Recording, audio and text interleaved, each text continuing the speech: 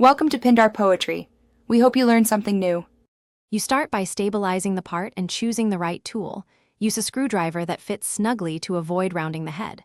Once done, clean the mating surfaces with a brush or compressed air so sealant and dirt won't interfere. Now check the female thread. If it looks stripped, test with the replacement, screw lightly to sense resistance. Make sure to work while parts are accessible and supported. This prevents accidental torque that could worsen the damage. You'll repair the thread by choosing the correct method. Small damage can be fixed with medium thread locker applied to the screw shank to fill gaps and lock it in place. For larger stripping, install a helicoil or thread insert sized to the original bolt. Drill and tap per insert instructions. Once the insert or sealant is ready, align the screw perfectly and start by hand to ensure straight engagement. Tap gently with controlled torque so threads seat without forcing or warping parts.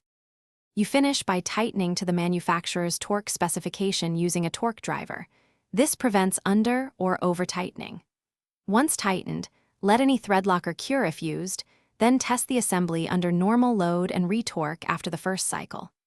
If the screw still wobbles or loosens, remove it and inspect the insert, or consider a larger repair kit or replace the mating part. A key troubleshooting tip: persistent movement means